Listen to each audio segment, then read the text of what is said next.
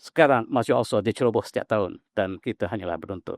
Yang negara-negara lain dimandulkan oleh Trump.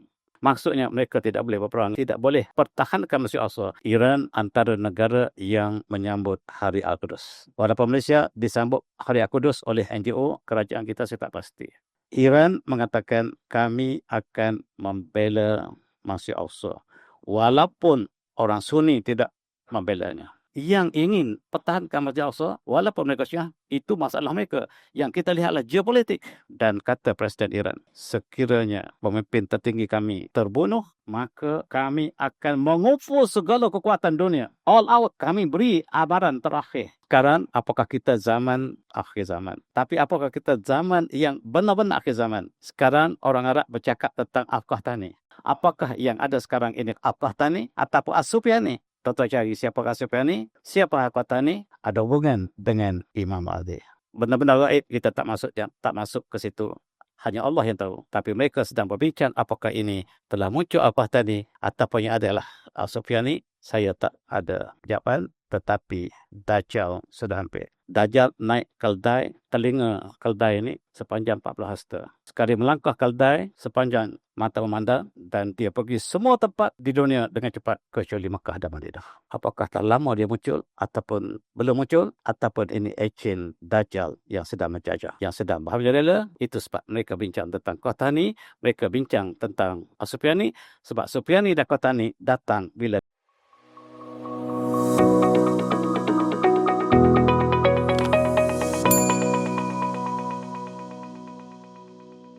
Auzubillahiminasyaitonirrajim. Bismillahirrahmanirrahim. Assalamualaikum warahmatullahi wabarakatuh. Alhamdulillah. Alhamdulillahirrahmanirrahim. Nabi Ista'in. Wabi Nasta'in. Assalatu wassalamu ala syafirul mursalin wa alihi wa sahbihi ajma'in amma ba'du. Yang saya makan untuk imam muslim-muslimat yang dirahmati Allah sekalian. Alhamdulillah. Baiklah, malam ini saya mengajak para jemaah sekalian untuk mengingati Minggu Al-Quds sedunia 2026 yang baru saja dilancarkan. Kita mulakan dengan ayat sempena dengan bulan Rajab dan kita telah beredar bulan Rajab masuk Syaban, 3 Syaban hari ini. Masih lagi kita ingati peristiwa Isra Mi'raj. Auzubillahiminasyaitonirrajim. Subhanalladzi asra bi'abdihi lailan min al-masjidil haram ila al-masjidil aqsa alladzi barakna lahu li'umina ajdina innahu as-sami'ul basir. Dan Masjid Aqsa yang menjadi hijrah, tempat Isra baginda Nabi sallallahu alaihi wasallam, dalam peristiwa yang ajaib ini dihubungkan dengan kiblat pertama Masjid Aqsa. Masjid Aqsa telah dijajah sejak tahun 1967 sampai hari ini. Perjuangan cukup panjang, maka umat Islam meletakkan hari peringatan perjuangan Al-Quds. Biasanya diletak pada hari Jumaat pada minggu terakhir Ramadan. Tetapi sebahagian daripada umat Islam meletakkan hari Al-Quds ini pada Isra Mi'raj. Dalam minggu Isra Mi'raj, khusus untuk negara kita lancarkan hari Qudus daripada 13 hingga 11 Januari yang lepas. Dan walaupun sudah hari ini 22 Januari, masih lagi kita mengingati hari Qudus yang cukup panjang sejarah perjuangan. Dan hari Qudus ini, Al-Quds, ialah hari perjuangan memperingati perjuangan penjajahan penaklukan Baitul Maqdis. Dan logo kita ataupun kata-kata kita, falsafah kita tahun inilah Al-Quds Ghazah wa Adun Qarib. Digabungkan antara Gaza dan Al-Quds sebab perjuangan Al-Quds sekarang nampaknya dimainkan oleh Gaza dan mereka yang simpati dengan perjuangannya. Hari Qudus sedunia, International Al-Quds Week, yang telah diadakan pada banyak tarikh, tetapi marilah masih kita peringati pada ini. Inilah International Quds Day yang diingati seluruh dunia. Dan kadang-kadang kita terlupa dalam kesibukan harian kita. Kita bersatu untuk peringati penjajahan Baitul Maqdis, Jerusalem, oleh Yahudi Israel yang bermula dengan penjajahan dilakukan oleh British bersama kucu mereka dalam Perang Dunia yang Pertama. Marilah kita ke belakang sedikit untuk melihat sejarah ini. Kita ke belakang, Baitul Maqdis pernah dibuka 2 kali dalam sejarah Islam. Dibuka banyak kali, tapi yang agung ialah dibuka kali pertama oleh Sayyidina Umar bin Khattab. Khalifah Umar bin Khattab yang berlaku pada tahun 636 Masih, dan dia adalah dikatakan sebagai pembukaan awal. Kemudian kita ditakluk oleh tentera Nasara dan dibuka kali kedua oleh Salahuddin Ayyubi pada tahun 1187 Masih, dan dia adalah seorang Kurdish. Perjuangannya sejak itu perjuangan tak pernah berhenti. Dan mari kita ingat bagaimanakah ketika Sayyidina Umar membuka Al-Quds. Sayyidina Umar memberikan surat jaminan kepada penduduk Ilyak, iaitu penduduk Baitul Maqdis. Ketika itu nama Ilyak. Digelar Ilyak dalam sejarah Islam. Dan kita lihat apakah jaminan diberikan oleh Sayyidina Umar, walaupun Islam telah mengambil alih Baitul Maqdis, tetapi penduduk asal, penduduk yang berada di Maqdis bebas untuk hidup secara aman dan damai. Ini surat yang masih tersimpan. Sayyidina Umar memberi jaminan ini, hadza ma'ata Abdullah Amirul min ahli Ilyak min al-aman. Ini perjanjian yang diberikan jaminan oleh Khalifah Umar bin Khattab kepada penduduk Ilyak. Ilyak adalah Nabi Sallallahu. A'tahum al-amanan li anfusihim wa amwalihim li kanasihim wa salbihim. Keamanan ini termasuklah harta mereka, jiwa mereka, gereja mereka, yang sakit dan mereka, yang sihat dan mereka, dan tidak boleh diceroboh. Lam tuskan kanasihim wala tuhdam wala yang qasu minhum. Dan tidak boleh menceroboh gereja mereka, sinagog mereka tidak boleh. Wala min salbihim, tidak boleh ambil salib mereka. Wala min syai'in min awlihim wala yukrihu ala dinihim, dan apa yang agama mereka tetapkan jangan ceroboh sama sekali. Wala yudar ahad minhum wala yuskan Ilyak mahum ahadun min al-yahud. Wala ahli Ilyak an yu'tu jazyah kama yu'ti al-madain. Tetapi penduduk yang tinggal di situ harus membayar jizyah. Sebagaimana umat Islam membayar zakat yang 2,5% lebih tinggi daripada jizyah, maka penduduk bukan Islam dalam kawasan di perintah oleh Islam harus membayar jizyah yang sangat rendah berbanding dengan zakat. Tujuanlah untuk keselamatan mereka. Dan di surat ini juga disebut tentang beberapa syarat, dan ini surat masih tersimpan dengan tertulis dengan tinta emas. Bagaimana Islam memerintah Jerusalem dan diberikan keamanan, sehingga disebut lagi dalam yang kedua itu, tidak boleh diapa-apakan dan dijamin keselamatan oleh Khalifah Umar bin Aziz, dan umat Islam bertanggungjawab untuk menjaga wasiat yang diberikan oleh Khalifah Islam yang sangat adil ini. Kita lihat sejarah Palestin, sejarah Baitul Maqdis. Kalau kita lihat di sini sungguh panjang sejarahnya, daripada 3,000 tahun sebelum Mesih. Itulah sebab Israel mendakwa bahawa sejarah Israel 3,000 tahun Mesih. 3,000 tahun. Sebenarnya sejarah Palestin, sejarah bangsa Kanaan, sejarah yang panjang sejak daripada sebelum Nabi Ibrahim AS. Ketika Nabi Yaqub mendiami di Palestin, di situlah ada orang Kanaan, orang asal yang merupakan orang Palestin sekarang. Kemudian benar Allah telah menjadikan bumi ini kepada Rasul-Rasul Bani Israel, Nabi Daud, Nabi Sulaiman AS dan sebagainya. Dan ketika mereka menjaga perjanjian dengan Allah, dan apabila mereka sudah tidak memegang janji Allah, maka perjanjian Allah untuk menjadikan mereka sebagai khalifah di bumi tersebut telah diambil alih oleh Rasulullah dan umat Islam yang datang kemudian. Kita melintas terus ketika zaman kejatuhan, zaman Osmaniyah. Zaman penuh dengan fitnah. Sejarah yang ditulis tentang Osmaniyah 90% palsu.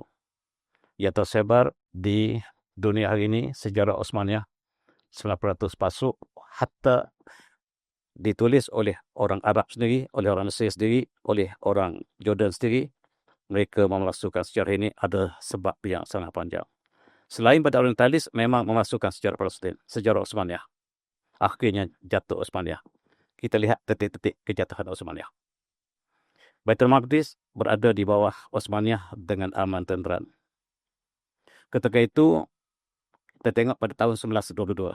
Tahun sangat genting. Ketika itu, nisbah penduduk di Jerusalem 89% adalah Muslim. Dan dialah Palestinian, maksudnya orang asal Palestin, bukan Yahudi. Dan 11% ialah orang Yahudi yang diberikan jaminan oleh kerajaan Osmaniyah. Aman tenteram. Penduduk Jerusalem 760,000 penduduk ketika itu. Kemudian datang Zionis. Yang sebelah kanan ialah Theodor Herzl. Yang sebelah kiri ialah Sultan Khalifah kita terakhir, Sultan Abdul Hamid Khan, iaitu Khalifah umat Islam terakhir. Selepas jatuhnya Khalifah yang terakhir ini, kita tidak ada Khalifah sampai hari ini. Di setiap negara umat Islam, kita baca khutbah untuk baginda Sultan Abdul Hamid. Di Kota Baru, kita boleh cek kembali. Khutbah kita bukan kepada Sultan di Malaysia, tetapi dibaca kepada Sultan Khalifah yang agung ini. Di Mekah, di Hijaz, di Mesir, di Libya, di Morocco, semuanya membaca doa kepada Khalifah ini. Ini Khalifah Islam yang terakhir. Dan Yahudi melalui Theodor Herzl berusaha untuk menjatuhkan Kerajaan Osmaniyah dengan penuh tipu helah. Sejarah mula ditulis, sejarah inilah yang kemudiannya dibaca sampai hari ini. Ini detik-detik akhir. Theodor Herzl berjumpa dengan Sultan Abdul Hamid, minta untuk sewa bumi Palestin. Bumi Palestin sangat subur, kami ingin tanam pokok zaitun. Dan apa jawab Sultan Hamid? Tertulis dalam tinta emas sebelum kejatuhan. Ini kata-kata asal dia. Dia kata, "Innani la astati' an atakhali an shibrin wahidin li ardi Palestin." Saya tidak mungkin serah untuk sewa bumi Palestin walaupun sejengkal. Fahiya laysat milku yamini, dia bukan milik saya. Bal milik ummah Islamiyah, tetapi dia adalah milik Islam. Dengar tuan-tuan. Baitul Maqdis bukan milik Palestin, tetapi milik umat Islam seluruhnya. Tetapi bila jatuh, seolah-olah dia hanya diperjuangkan oleh orang Palestin. Gaza khususnya.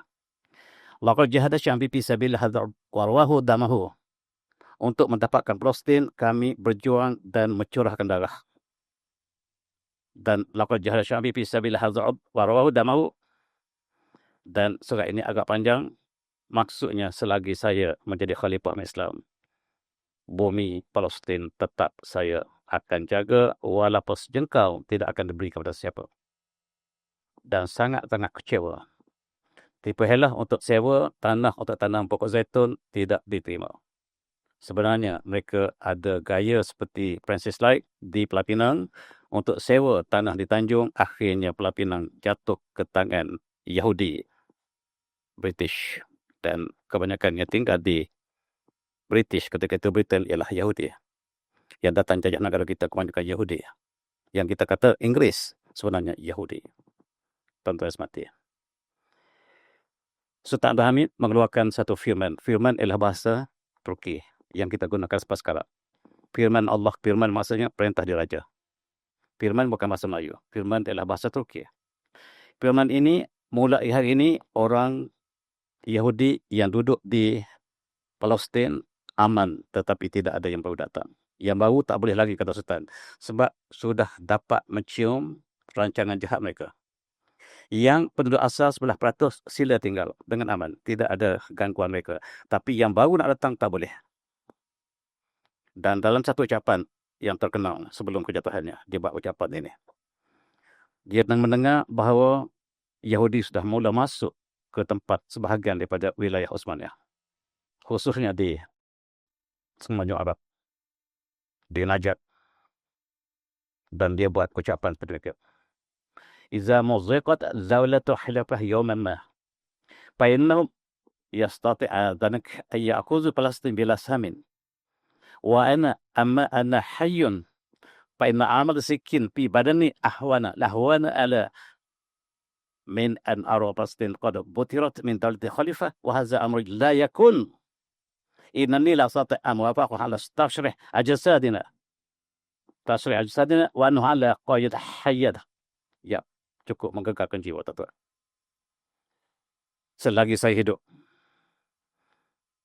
sejengkal bumi Palestin tidak boleh dipisah daripada Osmania.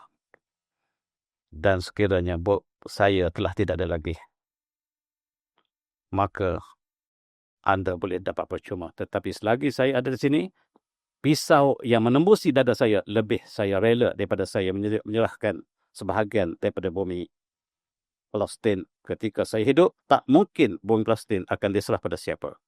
Jawapan matamat, Zionis mencari jalan lain. Jalan ialah British. British ialah penjaga United Kingdom ataupun ketika itu Britain. Yang menjajah Britain ketika itu, yang menjadi pembesar Britain, yang selain pada Queen, ialah Yahudi. Dimonopoli oleh keluarga Rothschild. Dan England ketika itu diperintah oleh Nathan Rothschild. Di belakang kerajaan British ialah Rothschild, yang memberikan wang kepada British untuk takluk India, Burma, Malaya. Itu duit daripada Rothschild. Maka yang datang ke Malaya, datang ke India, datang ke Burma ketika itu ialah pegawai-pegawai Yahudi atas nama British. Itu sebab kita cuti hari Sabtu. Hari Sabtu untuk siapa? Untuk Yahudi. Sampai hari ini, walaupun kita merdeka, kita masih kekal cuti hari mereka. Sebab mereka pernah tinggal negara kita. Di antara mereka ada Kristian, ada juga British yang Kristian. Tetapi yang kebanyakan yang pegang top jawatan di Malaysia ketika itu, di Melaya ketika itu, ialah Yahudi. Termasuklah Henry Geni yang dibunuh oleh pejuang-pejuang kita di Kemahiran Highland sebab dialah yang membunuh umat Islam dalam tahun 1988. Hampir 1 juta yang dibunuh dan dikeluarkan daripada Palestin. 750,000 lebih tepat. Kata Nathan, dia katakan bahawa the man who controls Britain's money supply control the British Empire. And I control the British money supply. Kamu tahu bahawa yang menjajah dunia adalah British, tetapi kami yang supply duit untuk British, maksudnya Yahudi jajah penjajahan. Commonwealth itu kami yang jajah. Commonwealth yang 87 negara yang berhimpun di Bukit Jalil semasa dulu, negara jajahan British sebenarnya jajahan kami. Dan sampai hari ini Profesor kita tak sedar lagi bahawa yang jajahan kita itu bukan British, Yahudi. Tuan-tuan yang hormati, ketika Perdana Menteri British bernama Lord David George, seorang budak miskin, tiba-tiba naik menjadi Perdana Menteri. Ketika itu pemimpin Zionis bernama Weizmann. Kedua-dua ini telah bertemu berpakat untuk menghancurkan Osmania. Sebab selagi ada Osmania, Palestin tak boleh kita ambil. Caranya ialah cetus Perang Dunia Pertama. Perang Dunia Pertama dicetuskan untuk jatuh ke Osmania. Sampai sekarang tak pernah diberitahu kenapa Perang Dunia Pertama dicetuskan. Dicetuskan oleh British dan Israel, Yahudi. Ini dua orang tokoh penting yang cetuskan peperangan dunia pertama, tidak direct di antara Osmania dengan Amerika ataupun British, tetapi dia cetuskan di Australia dengan Poland. Tak nampak lagi. Rupa-rupa di belakang ialah Yahudi. Supaya peperangan merebak sama seperti yang sedang berlaku sekarang di Iran. Mereka sedang mencetuskan Perang Dunia Ketiga dan exactly skrip yang sama berlaku Perang Dunia yang Pertama, maka berlakulah perangan di antara Poland dan Austria. Kemudian negara berjiran join, itu perancangan mereka. Akhirnya mereka libatkan Osmania. Maka Osmania berada satu pihak yang lain, tentera berikat, tentera salib moden, membentuk satu pasukan yang solid untuk hancurkan Osmania, bendera merah putih yang masih kekal di Turki hari ini. Itu Osmania. Ketika mereka sedang cetus peperangan, tiba-tiba Jerman masuk menyebelahi Turki, Osmania. Cukup marah tentera moden yang dipimpin di British, kenapa Jerman tidak bersama kita untuk hancurkan Osmania? Tetapi kata Osmania, kata Jerman, kamu tahu universiti-universiti yang dibina di Jerman adalah jasa umat Islam.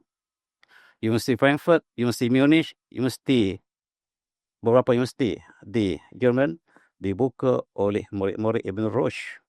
Dan kami maju sebab umat Islam. Sampai sekarang, Universiti Munich dibuka oleh siapa? Tak pernah disebut-sebut. Frankfurt dibuka oleh umat Islam, tak pernah disebut. Universiti terbaik engineering sekarang ialah Universiti Munich, bukan di Amerika. Ada hubungan dengan umat Islam. Itu ucapan Jerman dalam Perang Dunia yang pertama. Jerman jatuh, Osmania jatuh. Dua-dua jatuh tergolek. Dan sejarah Jerman tak pernah baik sampai hari ini. Sebab di Malaysia, kita di bawah pengaruh British. British memburukkan Jerman. Setiap filem diburukkan Jerman. Sedangkan hanya Jerman membela Islam. Tapi dari segi kereta, teknologi terbaik ialah Jerman. Orang Malaysia benci Jerman dalam filem, tapi bila beli kereta, beli Mercedes. Siapa dia buat? Jerman. Biar nak beli, siapa dia? Jerman. Audi, siapa dia buat? Jerman. Semua kereta yang kualiti di dunia ialah daripada Jerman. Itu jasa bagi Islam. Membuka Oxford, membuka Frankfurt, membuka Munich, universiti-universiti inilah yang menjana teknologi tinggi Jerman ada hubungan dengan Islam. Sejarah tak pernah tulis. Kemudian, siapakah yang membina Universiti Oxford pertama di England? Tuan-tuan, pembohongan British sangat jelas sampai hari ini.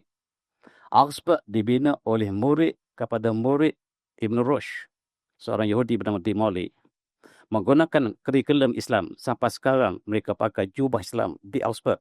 Dan hari convocation mereka masih pakai jubah Islam di seluruh dunia hari ini. Itulah semangat Islam di Eropah yang mereka telah lupa. Jatuh Jerman, jatuh Osmania. Maka bermulalah penjajahan. Inilah yang dihantar oleh British General Edmund Allenby, Yahudi, masuk ke Palestin. Masa itu namanya Syam. Dan dia membawa tentera bukan saja daripada mereka, tetapi daripada Mesir. Di Mesir, mereka tulis bahawa kamu dijajah oleh Turki. Sepatutnya kamu menjadi khalifah umat Islam. Dia pergi ke Syam, dia kata kamu harus tentang Osmania. Sebab Osmania itu orang Turki. Sedangkan kamu orang Arab. Kenapa kamu tunduk dalam Turki? Sampai sekarang di Mesir masih tulis sejarah ini. Di Mekah masih tulis masalah ini. Kalau beli buku sejarah di Mekah, inilah yang mereka tulis. 90% sejarah Osmania palsu. Dan tuan datang dan mereka membunuh pejuang-pejuang Osmania di Palestin. Kubur syuhada kita. Kubur syuhada kita berkelimpangan di Palestin. Palestin maksudnya Syam maksudnya itu. Boleh jadi dia di Syria, Jordan, Palestin, Lebanon, itu kita panggil Syam satu masa dulu. Dan inilah kubur yang dirakamkan. Pejuang-pejuang Osmania pertahankan negara mereka dan mereka ditentang oleh tentera Hazak Model yang dibantu oleh tentera Mesir. Tentera daripada Afrika dan sebagainya yang dikumpulkan oleh British yang mengatakan bahawa kamu dijajah oleh Turki. Sama exactly berlaku di Iran sekarang. Kita jatuh total, maka dunia Islam dibagi dua. Pembagi dua orang ini, satu wakil Perancis, satu wakil British. Mark Sykes dan George Picot ialah wakil British orang dan Perancis orang sebab mereka menang. Gabungan Perancis, British, Rusia menang, jadi bumi Islam harus diparahik kepada mereka. Dipecah. Sebahagian dihantar diberikan kepada British, sebarang pada Rusia, sebarang pada Perancis, sebarang pada Itali. Maka seluruh negara Syam telah dipecah. Pecah sebagaimana mereka pecah Syria hari ini. Exactly sama. Mereka pecah satu demi satu, tapi saya nak fokuskan kepada Palestin. Palestin diberikan satu status yang sangat special. Dan dia panggil Transjordan kata gitu. Ini dia. diberikan bukan kepada sesiapa. Diberi sementara kepada British, tetapi dia sebagai bumi antarabangsa untuk mengambil hati umat Islam dan lain. Bumi sebahagian Syam telah pecah dua. Tinggal ini. Dipanggil Transjordan dan Palestin. Bumi Syam telah menjadi Transjordan dan Palestin. Sangat-sangat mendebarkan, Dato'. Apakah yang mereka lakukan? Mereka telah untuk menghancurkan sakit-baki Osmaniyah di Semenanjung Arab. Maka inilah yang berkuasa ketika itu dalam kerajaan British. Namanya ialah Menteri Luar British, seorang Yahudi, berbincang dengan Rothschild, diserahkan bumi ini kepada Rothschild. Ini suratnya. Surat bertarikh 2 November 1917. Secara resmi, bumi yang besar ini diserahkan kepada seorang tuan punya, iaitu yang membiayai British untuk perangi dunia yang pertama, iaitu keluarga Rothschild. Namanya ialah Lord Rothschild, ayah kepada keluarga Rothschild yang besar. Berada di British. Surat ini tuan-tuan dibaca. Dan ini diberikan oleh Menteri Luar British, Arthur James Balfour. Dan kita katakan perjanjian Balfour menyerahkan Transjordan, Palestin kepada Yahudi. Maksudnya Palestin, Transjordan telah terjual. Tidak kita punya lagi. Sudah terjual, tuan-tuan. 1917 telah terjual. Bukan bumi kita lagi. Diberi percuma. Tuan-tuan baca surat. Ini saya besarkan. Dan dia katakan, His Majesty's government view we favor the establishment of Palestine as a national home for the Jewish people. Dan kami sedekahkan bumi yang kami menang ini kepada Lord Rothschild. Surat ini daripada parlimen diserahkan bumi ini kepada Rothschild. Begitu powerful Rothschild. Tuan-tuan cari keluarga Rothschild. Yang juga membiayai yang menjajah Amerika sekarang juga keluarga yang sama. Dan Jerusalem telah dibebaskan kononnya. Mereka gembira seluruh dunia. Dan terazab sama ada daripada Kristian ataupun Yahudi. Mereka bergembira sebab berada di bawah penguasa Islam selama 673 tahun. Sekarang dibebaskan. Dan mereka mengatakan, kami berjaya membebaskan Palestin, Baitul Maqdis. Dan mereka pergi bertemu kubur Salahuddin Al-Ayyubi. Mereka ludah di kubur Salahuddin Al-Ayyubi kerana dialah yang telah membuka kali yang kedua Palestin ataupun Baitul Maqdis.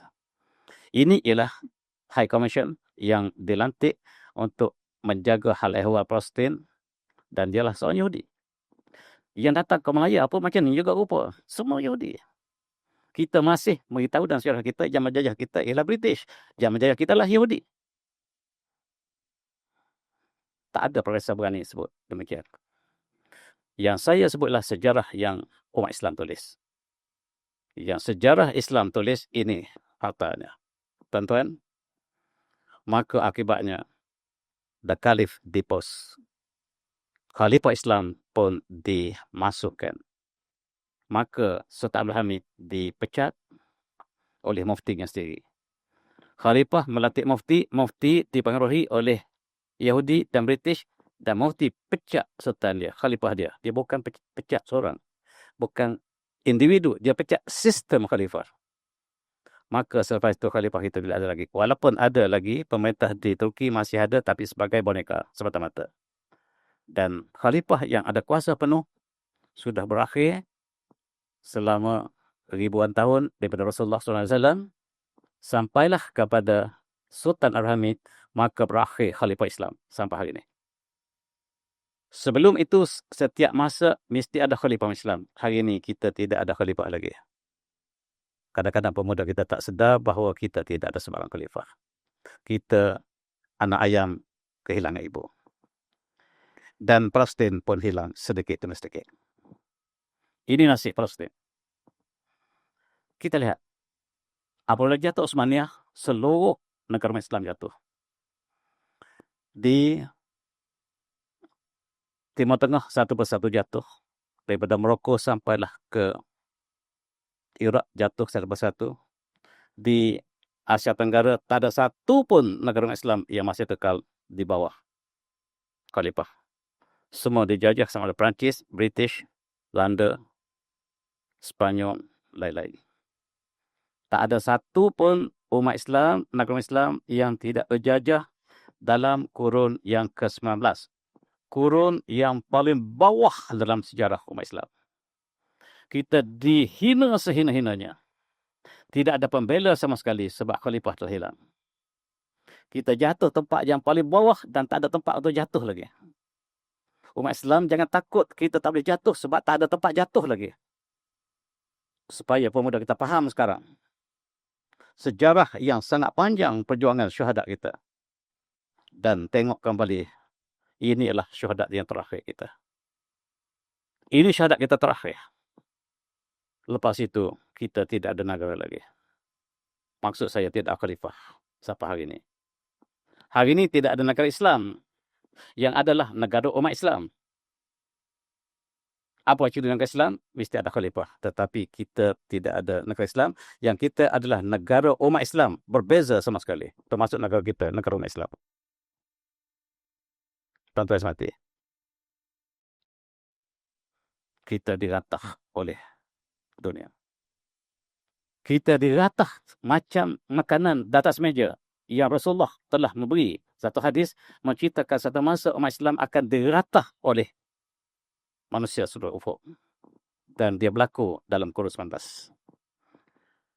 Rasulullah bersabda dalam hadis yang indah, dalam hadis yang sungguh mendebarkan.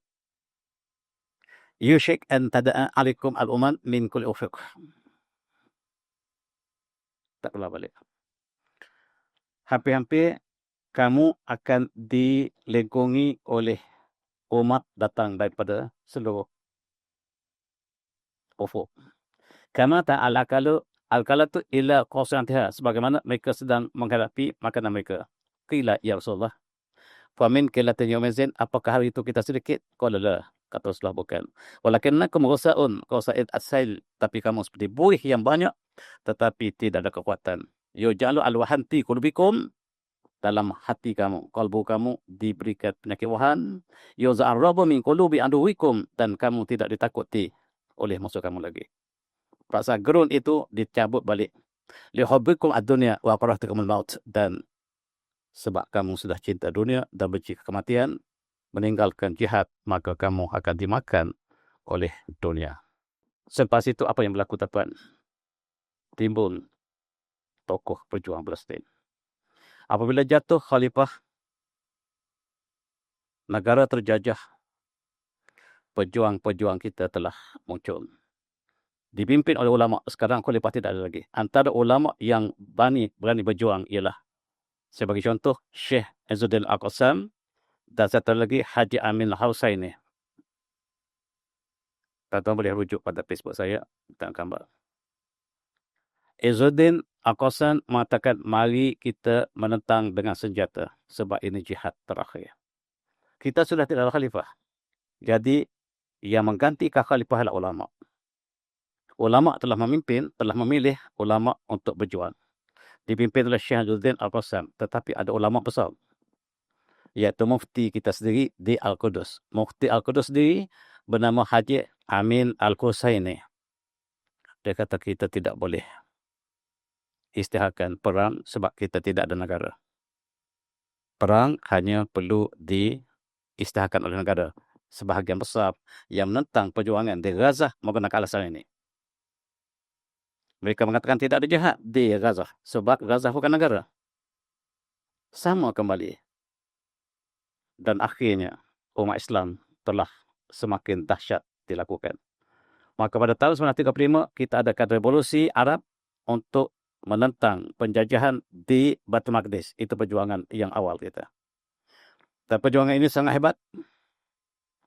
Akhirnya Mufti Al-Qudus sendiri, iaitu Al-Husaini tadi, ditipu oleh British sebab dia bekerjasama dengan British untuk menjaga keamanan Baitul Maqdis. Tetapi dia dalam satu mesyuarat ditipu, maksud dia hanyalah sebagai simbolik dan tidak ada sebarang kuasa lagi.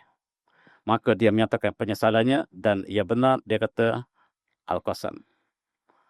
Izzuddin Al-Qassam adalah pejuang ulama yang benar yang harus saya sepatutnya tidak bersama British. Dia menyatakan penyesalan dan itulah timbulnya perjuangan Al-Qassam sekarang mengambil nama Izzuddin Al-Qassam. Dalam konteks ini kita lihat revolusi Arab ini sangat hebat. Dia berlaku pada tahun 1936. Ketika itu Saudi baru saja dibentuk, Al-Malakah Arabiyah Saudiyah dibentuk oleh Israel, bukan Israel, Yahudi dan British telah membentuk negara bersama dengan Sultan Abdul Aziz. Satu fakta yang tidak boleh tolak lagi. Dan mereka ada perjanjian untuk membentuk negara baru ini. Maka mereka ada perjanjian dan maka establishlah Saudi Arabia yang diperintah oleh Sultan Abdul Aziz pada tahun 1935 dan pada tahun 1936 berlaku revolusi yang besar yang melibatkan seluruh negara Arab. Masa itu Sultan Abdul Aziz mengintai peluang. Kalaulah Palestin dapat kepada saya ada anak saya, putera saya namanya putera Faisal yang akan menjadi King Faisal. Faisal, ada peluang besar kalau kita dapat Palestin, kamu menjadi raja di sana. Kalau kita dapat Palestin, kamu jadi raja di sana. Kita bincang dengan Yahudi dan British yang sangat baik dengan ayah. Dan saya harap, ayah harap mereka akan perkenankan. Tetapi tunjukkan jasa. Maka King Faisal, bukan King Faisal, putera Faisal telah pergi ke Palestin, bertemu dengan pejuang-pejuang revolusi Arab untuk menentang Yahudi dan British. Apa yang berlaku ialah Prince Faisal membuat satu jaminan, mari kita berdamai. Tak perlu kita tentang. Mari kita berdamai, kita hidup aman damai. Dan saya bagi jaminan bahawa bumi Aqsa akan kekal pada Islam. Tuan-tuan, letak senjata. Saya bagi jaminan. Maka Prince Faisal mengharapkan dia akan menjadi raja di Palestin. Tetapi British ada perancangan lain untuk sudah serahkan Palestin kepada Rothschild. Tapi Faisal tidak tahu. Dan Faisal digunakan oleh British dan Yahudi untuk mententeramkan revolusi. Akhirnya, umat Islam ditipu. Maka Faisal sempat melawat Baitul Maqdis, kembali semula ke Najran, ataupun sekarang kita panggil Riyadh, dan kemudian berlakulah apa yang berlaku. Maka mereka ada perjanjian yang rapat dengan British dan Yahudi. Itu sejarah yang telah berlalu, maka Saudi tidak lagi dapat pertahankan Masjid Al-Aqsa. Perjanjian yang telah diletakkan menyebabkan ada hindaran untuk perjuangan perkara ini. Perkara yang cukup sensitif. Oleh sebab itu, kalau kita beli buku sejarah di Mekah, sejarah telah dipesongkan begitu jauh. Tanpa sebati. Sebagai untuk mententeramkan apabila jatuhnya Osmaniyah di Mekah. Dan kita kenal Syarif Hussein yang bertanggungjawab. Yang dilantik oleh gubernur, sebagai gubernur di Mekah, telah bersama dengan musuh Allah. Bersama dengan Yahudi dan British. Satu episod yang cukup mendayak hati dalam sejarah kita. Akhirnya anak kepada Syarif Hussein diberikan menjadi raja di Jordan sekarang. Ialah daripada gubernur Mekah yang telah belok kepada Osmaniyah. Kemudian di Iraq juga di antara anaknya bernama King Abdul Aziz Saud di Saud, dan kemudian di Amir Abdullah di Transjordan, kemudian King Ghazi di Iraq. Kemudian Iraq diguling, yang tinggal ialah hanya di Jordan, ialah hasil daripada pembelutan terhadap sejarah Osmaniyah. Cukup menyayat hati, tuan-tuan. Kalau kita sebut sejarah Jordan, sejarah Saudi, sejarah Iraq, cukup menjayati umat Islam. Saya berhenti setakat itu saja. Dan bila kita melihat ketika umat Islam sudah hampir menang ke atas British dan Yahudi dalam revolusi Arab, yang menyebabkan kita kalah ialah ahli sejarah Islam mengatakan dia pinpoint kepada putera Faisal. Sebab putera Faisal lah yang menyebabkan umat Islam berhenti berperang. Dan Profesor kecewa sebab dia tidak dapat lagi menjadi raja di Palestin sebab diserahkan kepada Yahudi. Okey, barulah dah. Akhirnya State of Israel is born. Negara Israel telah muncul selepas revolusi kita gagal. Bergaya pada tahun 1948. Maka nasibnya Palestin hilang sedikit demi sedikit sampai hari ini. Yang tinggallah West Bank dan Gaza. Sejarah yang cukup sedih untuk kita sebut kembali. Itu sebab kita merayakan perjuangan Hari Al-Quds. Nasib masih usaha kita. Dan apabila negara telah dijajah, walaupun umat Islam masih berulang alih ke masjid ini, akhirnya masjid ditawan. Dalam konteks ini kita lihat tahun 1948, maka Yahudi, bukan Yahudi sebenarnya, Zionis. Daripada seluruh Eropah, daripada Rusia, daripada Poland, daripada Ukraine, daripada seluruh dunia, datang berduyun ke pelabuhan Haifa. Dan ini dirancang oleh Zionis, bukan orang Yahudi. Mereka bukan Yahudi dan dia dijaga oleh Zionis. Sekarang Yahudi sudah hilang, yang adalah Zionis. Yang bertanggungjawab membawa pendatang baru ke Palestin ialah Zionis. Mereka datang dengan kapal pada tahun 1917 lagi. Mereka datang dengan kapal yang berduyun, ribuan yang mula sampai pada 1947. Bahkan tahun 1917 telah datang satu rombongan, dua rombongan dan seterusnya. Sehingga puncaknya pada tahun 1947, sebab 1948 mereka bakal menubuhkan negara haram Israel. Dan kita ingat, Ijtima' al-Yahud fi Palestin min al-ma'qurbi qiyam nisah. Dan berkumpulnya orang Yahudi di Palestin, tandanya hari kiamat sudah hampir. Dan Allah berfirman, "A'udzu minasyaitonir rajim. Wa qulna min ba'dihi li bani Israil. Uskunu ab fa iza ja'u akhirah inna bikum lafifa." Dan kami berkata selepasnya kepada Israel, tinggallah kamu di bumi ini dan ditafsirkan kepada bumi Baitul Maqdis. Fa iza ja'u akhirah, bila datang janji kami yang akhir, inna bikum lafifa. Kami akan bawa kamu berduyun-duyun masuk ke bumi tersebut. Dan exactly tahun 1948 kemuncak mereka masuk ke Baitul Maqdis. Dan ayat tadi diujarkan mereka melakukan kerosakan yang sangat-sangat dahsyat. Itu sebahagian tafsir daripada surah Al-Isra. Tuan-tuan, apa yang mereka lakukan pada tahun 1948 apabila mereka telah masuk ke negara mereka telah ditubuhkan. Bangsa Bersatu telah ditubuhkan pada tahun 1948. Di depan Bangsa Bersatu, mereka mula menyembelih umat Islam di Palestin.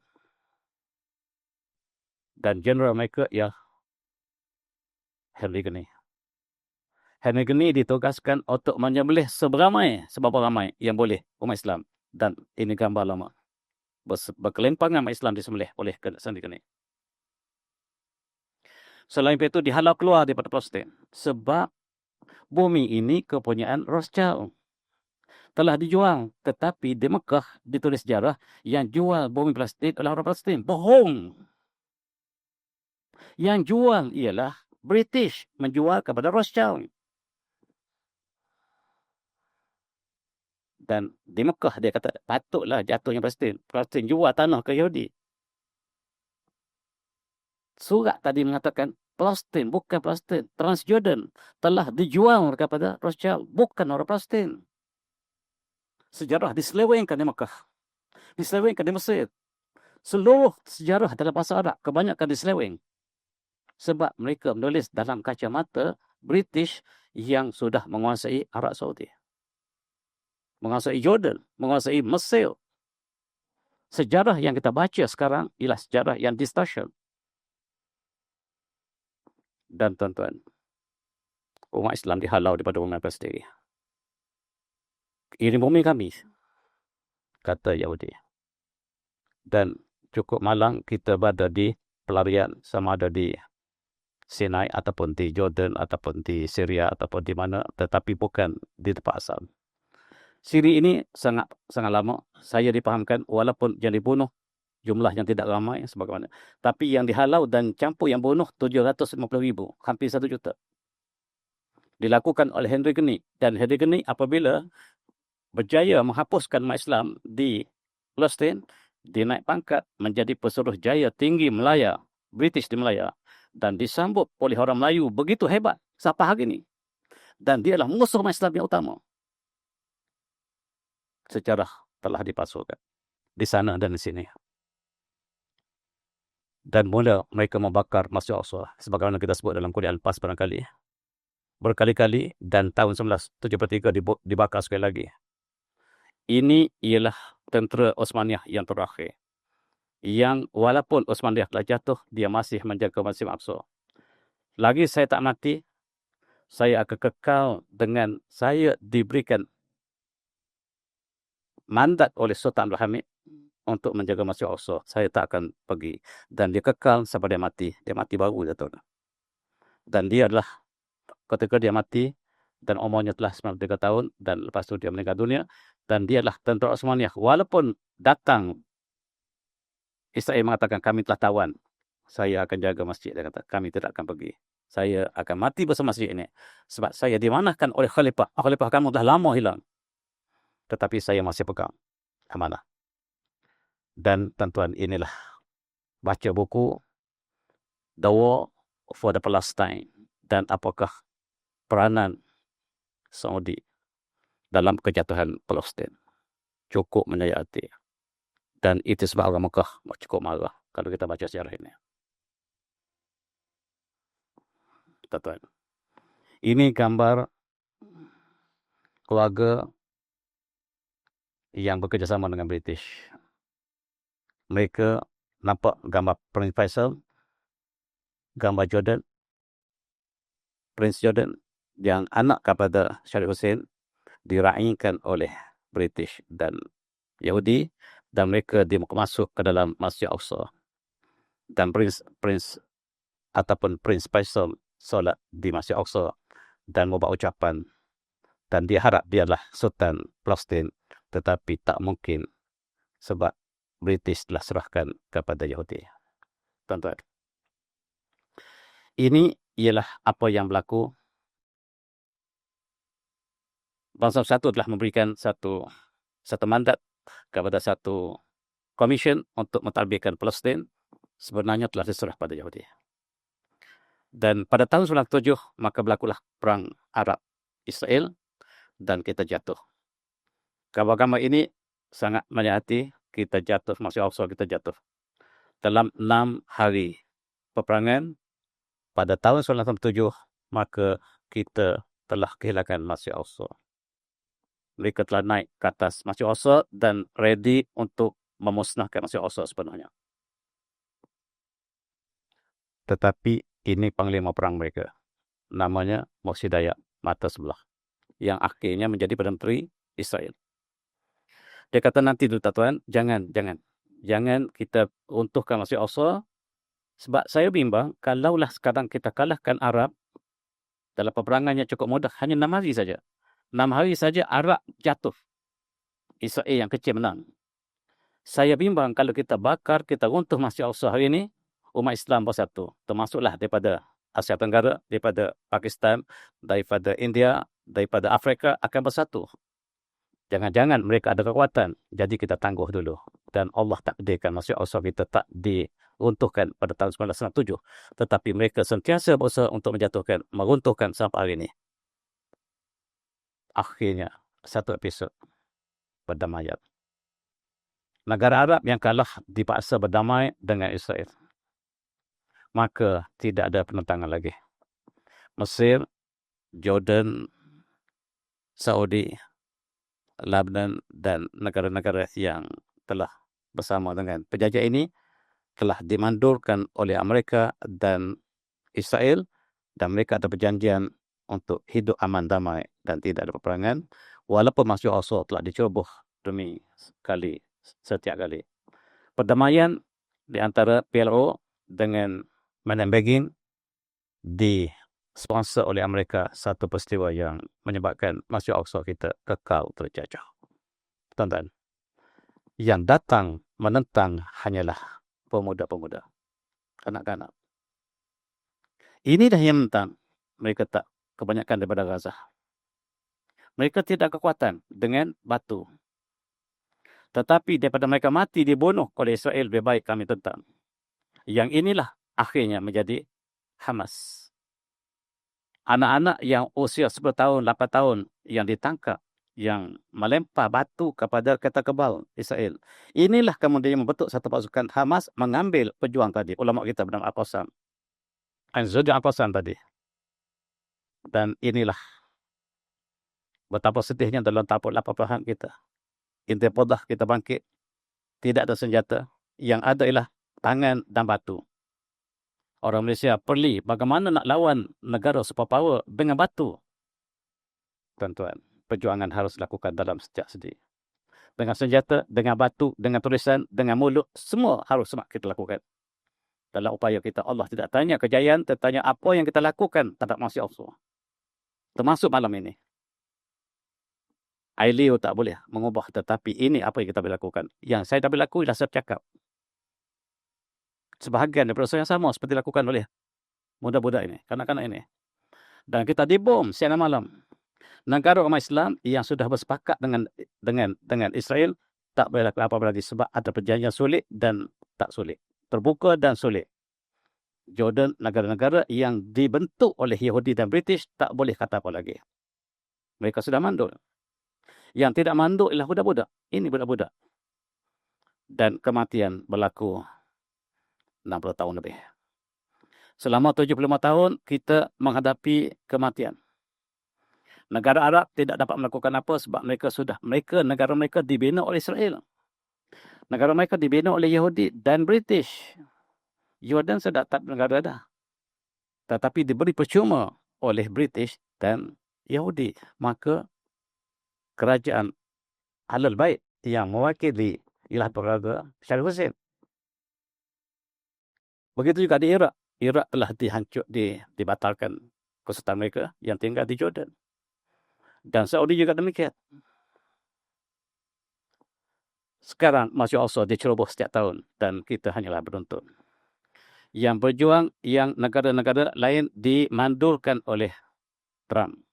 Ketika dia menjadi presiden pertama, negara Kuwait, Bahrain, Oman, Sudan, Mesir, Jordan, Morocco telah mengadakan normalisasi dengan Israel.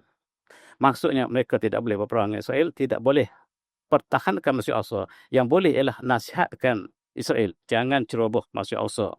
Tapi Israel sentiasa menceroboh. Seperti ini.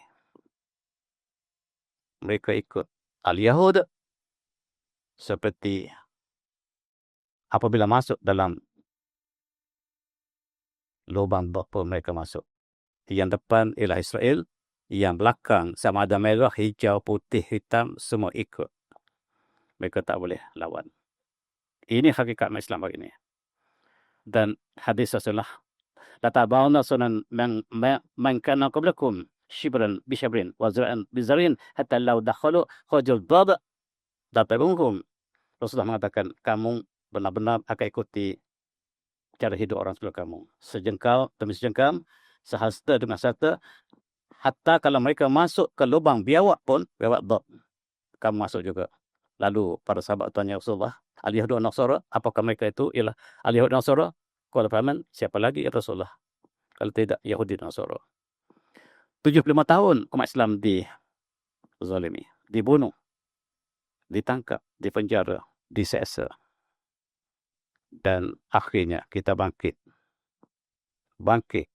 pertahankan Masjid Al-Aqsa. Oleh kumpulan yang kecil tadi, yang baling batu ini. Yang baling batu ini sudah besar sekarang.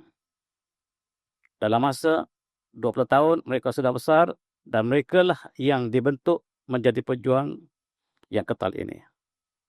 Dengan namanya Hamas, dengan namanya adalah Al-Qassam, satu unit daripada pejuang ini. Dan mereka turun ialah untuk announce awi syahadah. Benang ataupun kami syahid. Kami tidak pilihan ketiga. Dan berita yang cukup indah daripada Rasulullah SAW adalah hadis yang dibawakan oleh Imam Tirmizi.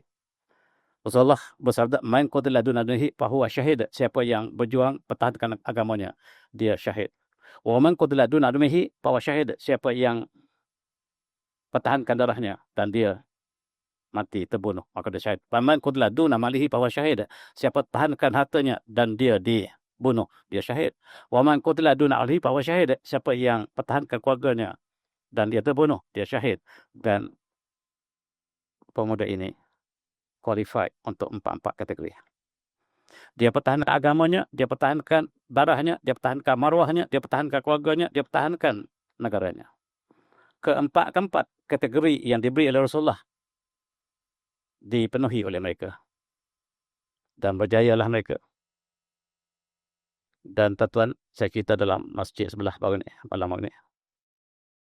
Abu Maidah sebelum malam syahidnya, dia bermimpi Rasulullah. Rasulullah mengatakan, wahai Wadah, lebih kurang, hari ini kamu syahid. Dan bila dia bermimpi demikian, dia keluar daripada terowong. Dia yakin dia benar. Dan dia balik rumah dia untuk bertemu ibu dan anaknya, keluarganya. Sebab Rasulullah telah menyatakan dia syahid. Maka dia balik dan diikuti oleh petualang, collaborators daripada Yahudi, daripada bangsa Arab sendiri, bangsa Palestin sendiri, daripada bangsa Gaza sendiri. Dan memberi maklumat ini kepada headquarters mereka. Headquarters mereka buat mesyuarat tergempar bagaimana untuk menangkap ataupun untuk membunuhnya. Keputusan dikatakan membunuh dengan pasti kita bunuh. Mereka menggunakan bom haba gas, vacuum. Yang bila jatuhkan bom akan tarik oksigen. Tak kuat. Dia tarik oksigen dan semua kawasan itu mati. Sama ada manusia ataupun haiwan, binatang semua. Dan tepat sebagaimana mimpinya, Abu Ubaidah telah syahid malam tersebut, petang tersebut. Maka berat sangka kita dialah kumpulan yang diberi janji Rasulullah. Sebab Rasulullah beritahu dia dan tepat berlaku sebagaimana janji Rasulullah. Ramai kita mimpi Rasulullah, barangkali ramai. Tapi tak pasti betul ke Rasulullah yang dia temui. Tetapi kali ini, apa yang dijanji Rasulullah tepat berlaku. Berat sangka kita, mereka lah golongan Al-Mansurin yang Allah berikan pertolongan. Apa yang berlaku dalam masa 75 tahun apabila peperangan ini dilakukan? Perjuangan ini dilakukan untuk mengerti Habib Al-Qudus. 71,000 telah syahid. Penduduk Gaza telah syahid dan mereka telah menemui pencipta mereka. Minal mu'minin rajulun sadaku ma'ahadullah. Minal mu'minin rajulun sadaku ma'ahadullah alaihi faminhum man qada nahbahu faminhum man yantazir wa ma tabrillah. Dan di antara orang mukmin adalah laki-laki pejuang mereka yang benar dalam perjanjian mereka kepada Allah. Di antara mereka yang telah capai cita-cita mereka dan sebab mereka sedang menunggu giliran dan mereka tidak pernah menukar niat untuk syahid. Dan inilah kisah yang sebutkan tadi. Abu Ubaidah telah syahid. Dan pemimpin-pemimpin Hamas telah syahid. Ini pemimpin tertinggi mereka yang diumumkan pada 1 Januari lepas.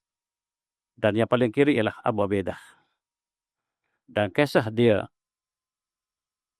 mimpi Rasulullah dan tempat mimpinya diceritakan oleh adik iparnya, Dr. Munir Al-Maudi. Maka pejuang telah pergi yang silih berganti. Dalam hadis yang disebut dalam hadis yang diriwayatkan oleh Imam Ahmad, Rasulullah bersabda, "Iza fasada al-Syam." Apabila ahli Syam, penduduk Syam telah rosak, fala khaira fikum, tidak ada sebarang kebaikan pada kamu. Tapi walan tazaru tafatun min ummati mansurin, tetapi akan ada wujud sebahagian pada umatku mansurin yang Allah beri pertolongan mereka. La yudhuhum man khadhum hatta takwasah, walaupun orang lain tidak sokong mereka, tidak ada masalah. Allah yang beri pertolongan mereka dan mereka terus berjuang hatta takwasah, sehingga hari kiamat mereka berjuang.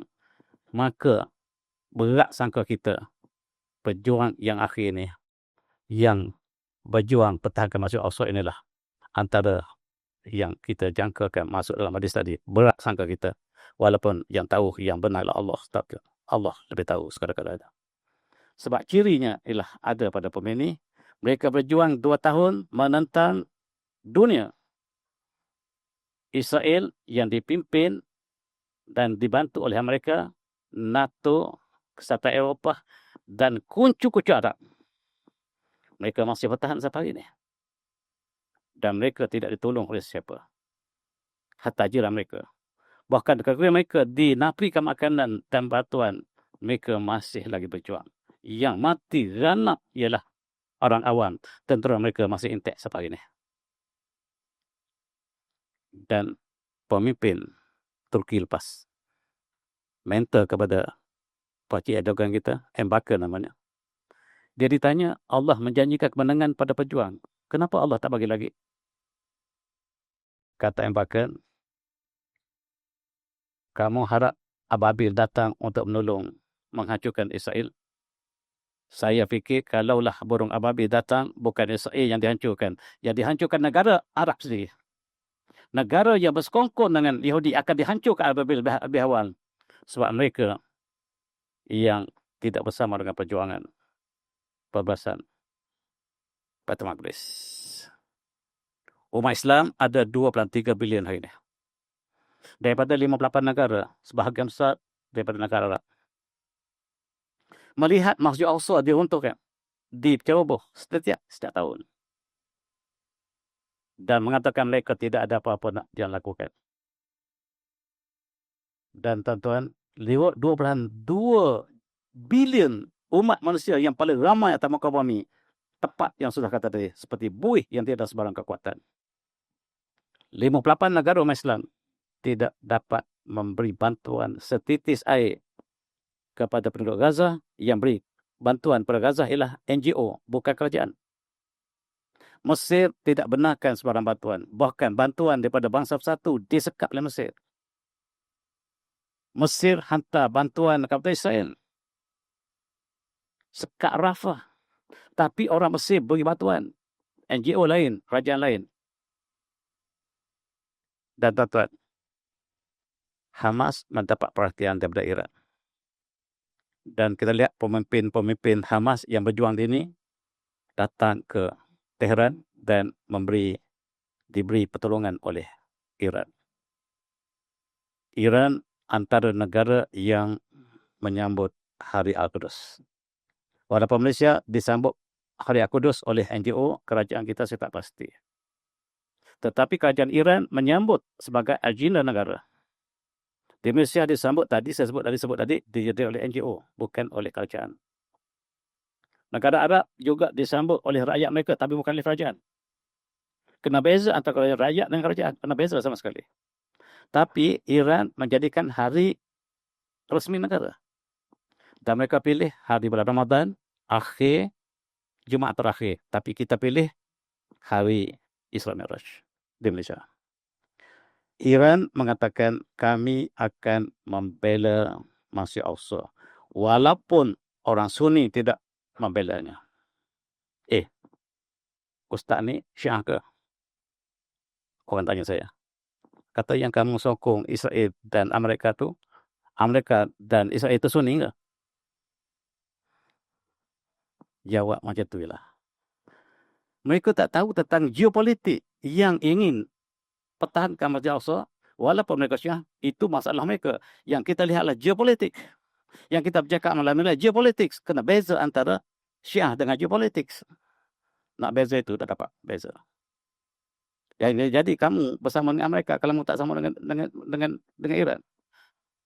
Amerika dengan Israel itu Sunni ke? Nak kata apa lagi?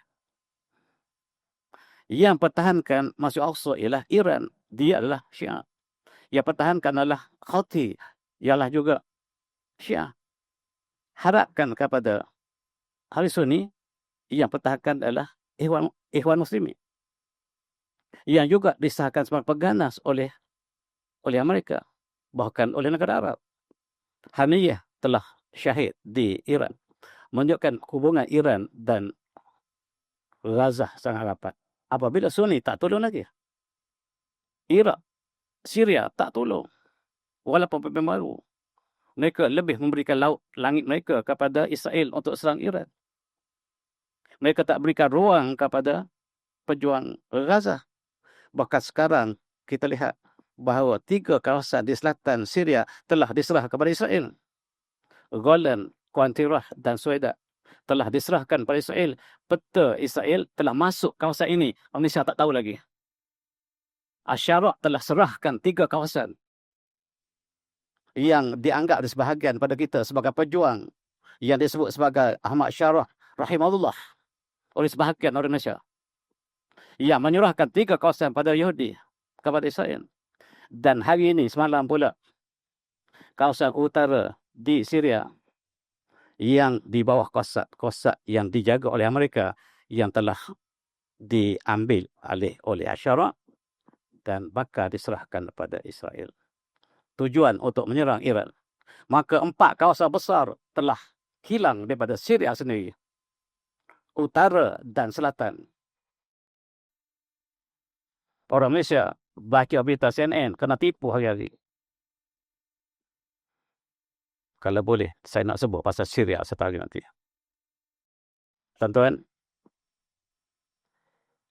Iran mengisytiharkan perang ke atas Israel kerana Masjid Al-Aqsa. Kita bersama-sama sebab kita berjuangkan Masjid Al-Aqsa. Orang lain hanya tengok bila diceroboh oleh Israel, negara Sunni hanya melihat. Yang pertahankan Masjid Al-Aqsa adalah Iran, yang Syiah ni. Kita lihat geopolitiknya, tuan-tuan. Dan fitnah harus diletakkan kepada Iran. Mereka mengatakan Iran ada nuklear. Maka terjadilah peperangan 1-0 tahun lepas, beberapa bulan lepas. Selama 12 hari peperangan Israel dan Iran berlaku, keputusannya Israel kalah total. Hancur. Israel hancur. Tel Aviv hancur, Haifa hancur, Beersheba hancur.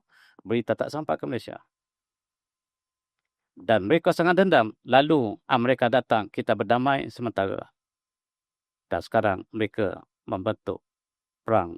Amerika, Iran menggantikan Israel dan boleh kita anggap perang 2.0. Iran telah bersedia dengan kerapan, dengan termasuklah dengan misil yang dapat capai ribuan kilometer. Dalam peperangan pertama, Tel Aviv hancur. Berita ini tidak sampai ke Malaysia. Gambar pun tak sampai. Gambar ini diambil oleh Iran apabila dia telah ambil alih CCTV di seluruh Israel. Maksudnya CCTV Israel telah dikuasai Iran dalam perang kali pertama. Dan gambar yang disembunyi oleh Israel telah sampai ke dunia. Ini nasib Israel hancur lebur. Dan ini bukan gambar Gaza, ini gambar Israel dalam perang pertama antara Israel dengan Iran. Mereka segera minta perdamaian. Perangan 12 hari, hancur Israel dan sekarang mereka nak mula perangan baru. Mereka ajak dunia untuk benci Iran. Mereka mengatakan keganasan di dunia dilakukan oleh Iran.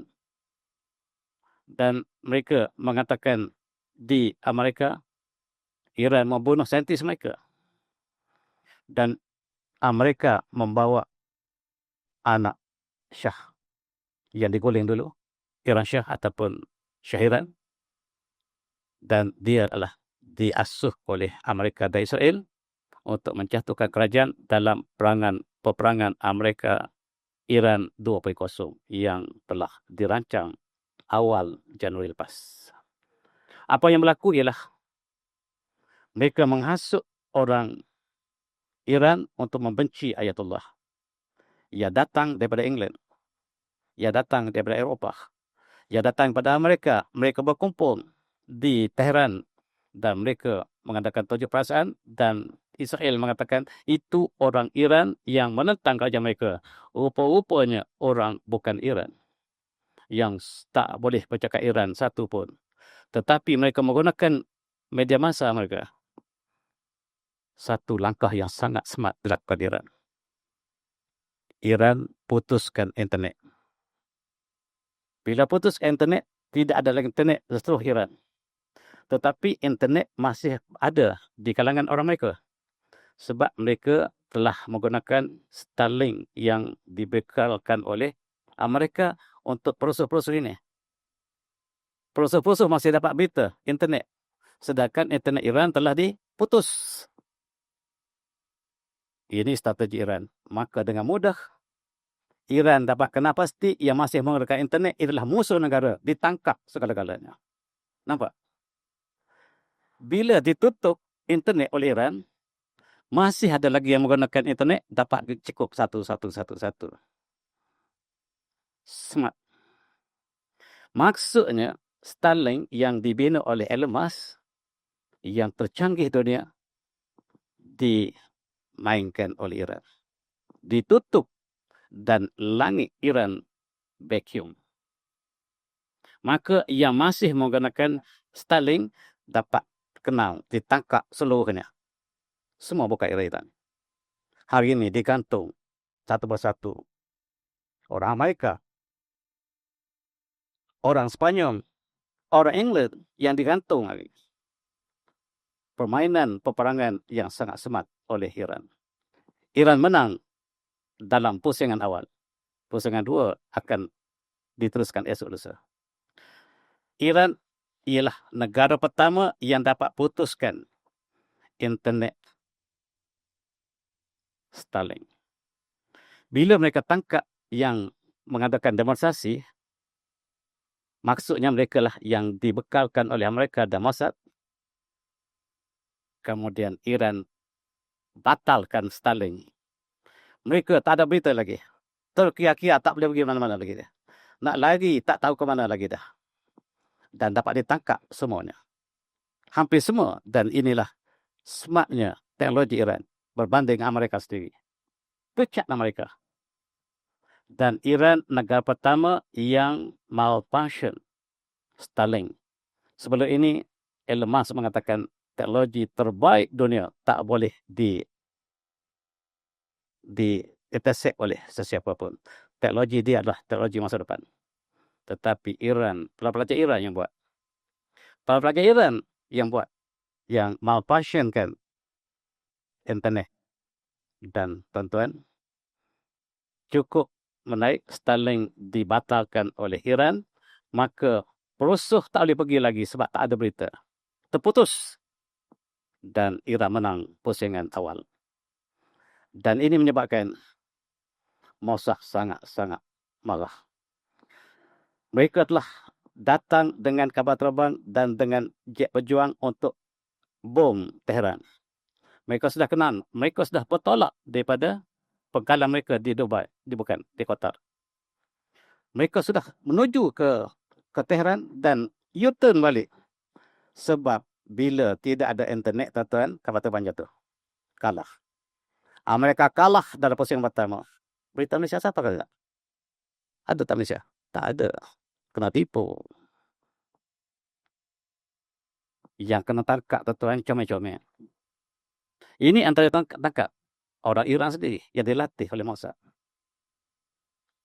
Ini ialah jutawan Iran. Ramai yang ditangkap. Ribuan. Saya tunjuk seorang dua saja. Orang penting.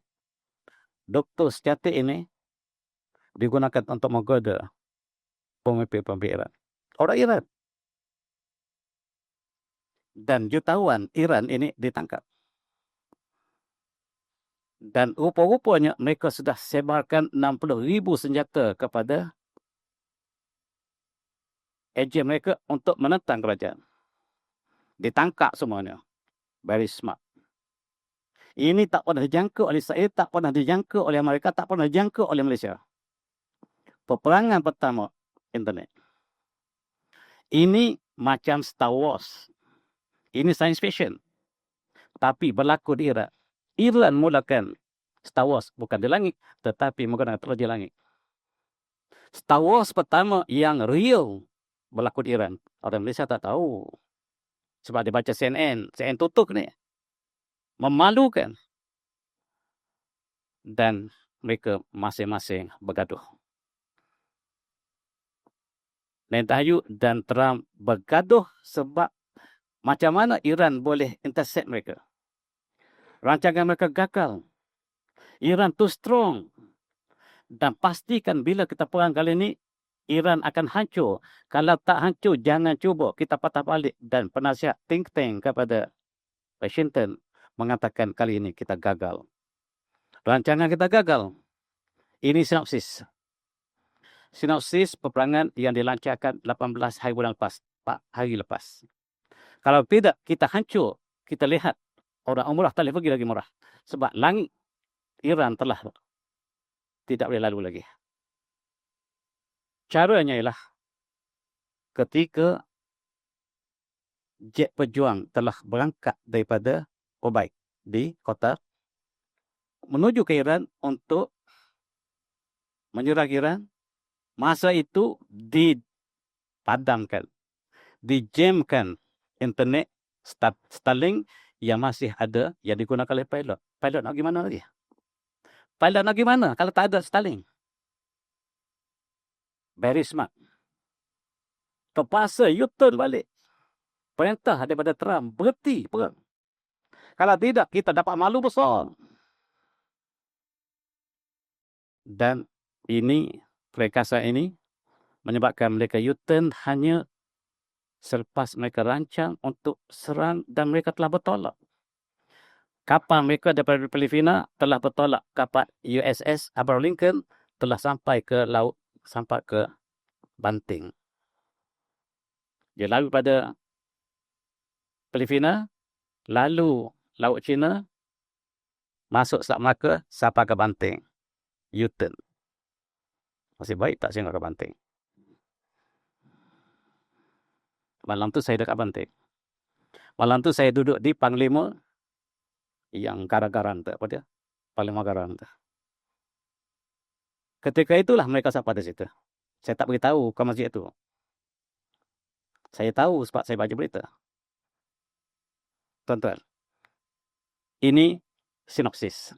In Iran, they black out the internet. Left Starlink on. Pinpoint who was using it. Arrest them.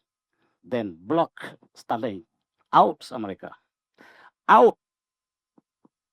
Very smart game. Very smart game. Star Wars yang dilakukan oleh Iran. Dan Amerika paksa tunduk.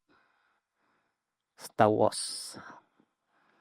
Inilah yang berlaku di Iran, tuan-tuan. Dan menyebabkan Israel mengamuk. 2-3 hari lepas mereka mengamuk. Mereka bom negeri mereka sendiri. Tak tahu Nabi kan? Tak tahu ni. Tak tahu semua ni. Tak tahu. Israel bom negeri mereka sendiri. Sebab kecewa. Untuk tunjuk kepada mereka kenapa plan kita yang hebat gagal. Sedangkan digambarkan dunia, Iran tak ada sebarang teknologi. Kita superpower. Kenapa kita dimalukan hari pertama? Nasib baik kita kontrol di Malaysia, di Asia Tenggara. Negara-negara yang guna bahasa Inggeris semua tak tahu sebab kita kontrol berita. Tapi yang guna bahasa lain pada bahasa Inggeris, semua tahu. Yang guna bahasa Rusia, guna bahasa Perancis, Sepanyol, semua tahu berita ni. Saya tengok bahasa Rusia, tuan-tuan. Boleh sikit-sikit. Game over. Game over. Dengan perancang, dengan putera-puteranya, tersadai. Macam filem cowboy yang kalah. Ini tak diumumkan dan menyebabkan mereka sedang merancang malam ini untuk serang balas yang tidak ada tanda tariannya. Mereka buat earthquake di Israel. Dan ini dibuat daripada HARP. Sebab sangat kecewa. Siapa buat kita tak tahu. Tapi mereka buat di situ kerana kecewa. Sepatutnya mereka sudah menang malam ini. Dan mereka, semua dunia dapat kesan gempa bumi. Rupa-rupa mereka sendiri buat. Jangan-jangan tempat lain, bila kita banjir lupa, bila kita ada gempa bumi, jangan-jangan terkalap mereka yang buat. Jangan-jangan. Harap-harap tidak. Sebab sekarang confirm mereka yang buat. Hati-hati ya, media jangan buat in berita besar. di Amerika, Raja Amerika bangkit menentang presiden, nak tukar presiden. Presiden tak guna. Dia dapat sokongan dunia, tetapi negara yang sendiri, mereka bangkit untuk menjatuhkan Trump. Tuan-tuan tengok-tengok di Boston, di Massachusetts. Yang keluar ini juta. Berita tak keluar. Dan Bill Gates mengatakan kita dalam masa 5 tahun ini jaga-jagalah. Dunia akan kelaparan. Dia tahu apa yang akan berlaku. Sebab mereka rancang. Mengatakan bahawa dunia dalam sangat genting. Dan ada berita, jangan percaya pada saya. Bila mereka gagal pusingan pertama disebabkan oleh Star Wars. Saya panggil Star Wars. Jangan sebut Star Wars. Nanti orang lain malah pada saya. Permainan internet ialah peperangan terkini. Peperangan terkini bukan lagi dengan semata-mata dengan masalah. Tapi dengan Star Wars. Maksud saya strike. Bila saya sebut Star Wars, maksud strike. Dia menjadi kubu. Dan inilah yang dimalfunction oleh Iran. Kata Bill Gates, Dark Ages akan berlaku dalam masa 5 tahun. Mulai sekarang. Dan serangan kali kedua, selepas mereka gagal disebabkan internet tadi, mereka akan mula pada 31 Januari minggu ini. Ini jangkaan. Sebab daripada apa yang sedang berlaku sekarang, sebab USS Abraham Lincoln sudah berada di pantai Iran. Iran sudah bersedia target USS. Dan mereka telah sebar berita bahawa Khomeini telah mati. Bohong. Dan apabila mereka telah sebarkan berita ini, dan satunya mereka nak mengumumkan kematian Khomeini ini masa mereka serang. Tapi mereka tidak serang, mereka sudah umumkan kematian. Tapi tak mati. Ini menyebabkan mereka sangat-sangat kecewa. Dan kata Presiden Iran, sekiranya pemimpin tertinggi kami terbunuh, maka kami akan mengumpul segala kekuatan dunia untuk memerangi Amerika dan Israel. All out. Kami beri amaran terakhir. Jangan usik pemimpin tertinggi kami. Iran kalah tak apa. Tapi jangan usik pemimpin besar kami. Kami akan all out dunia. Termasuk sekutu kami akan bersama. Kamu akan tahu. Dan dibalas oleh Trump. Jangan bunuh saya. Kamu akan hancur dunia kalau bunuh saya. Siapa lagi nak pegang kalau dia mati? Tuan-tuan. Peperangan sebenarnya telah bermula. 2 jet pejuang Amerika jatuh. Satu berita yang sama. 2 jet Iran yang jatuh. Saya tak boleh clarify yang mana betul. Amerika mendakwa dia tembak 2 jet pejuang Iran. Iran dakwa Iran tembak 2 jet pejuang Amerika. Dua-dua tak tahu.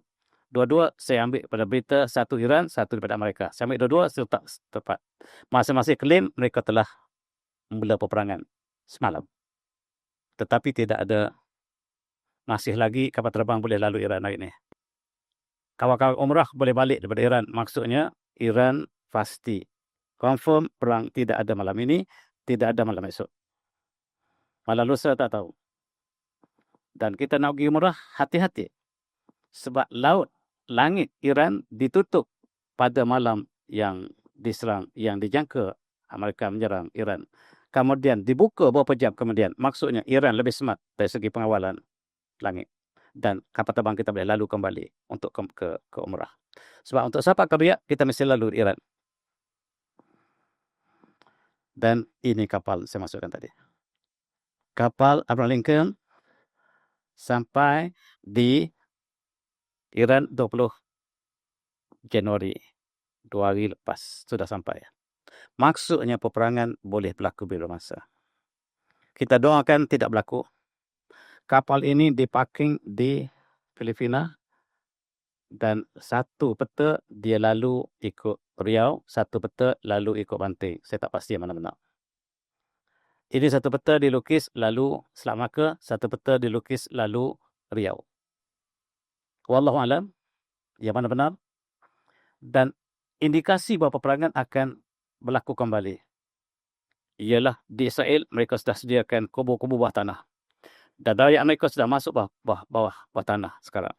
Mereka sudah bersedia dalam heading 296, saya petik walaupun berita mereka, tapi mereka sudah berkubur di bawah bumi, bawah tanah. Maksudnya peperangan boleh meletus bila masa.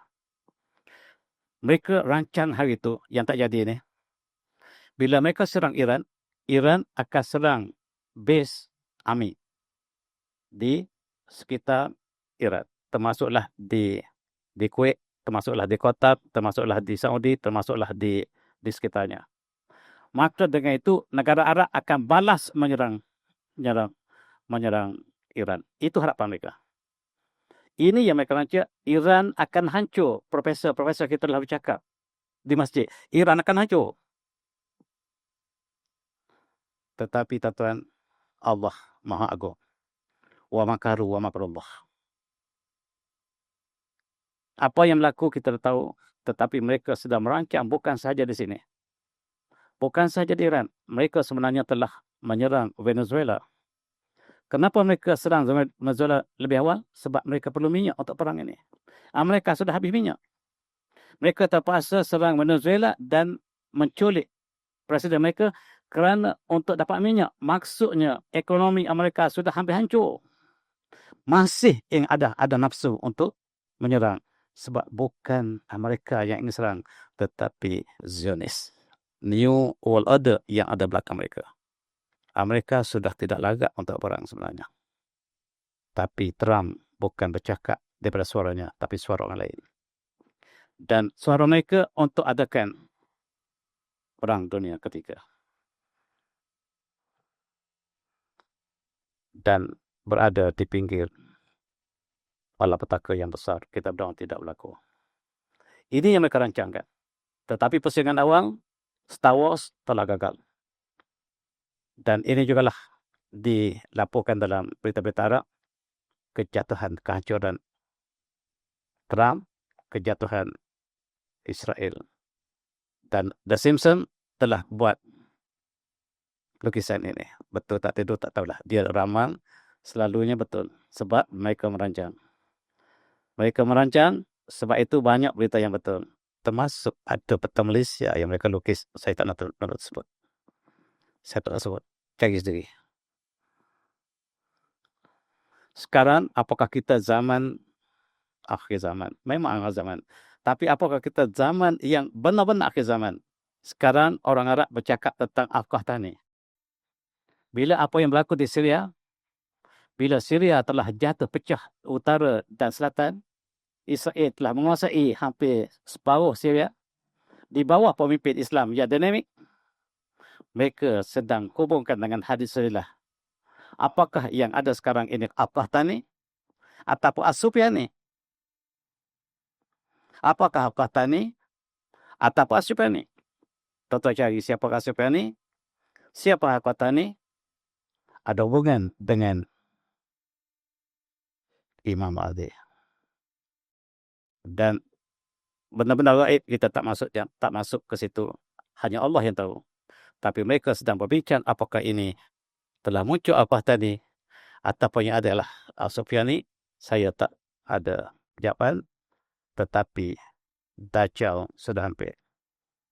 Dalam banyak riwayat, Dajjal datang perempuan banyak ikut mereka. Kalaulah mata sebiji keluar tu, siapa nak ikut? Dajjal naik keldai, telinga keldai ini sepanjang 40 hasta.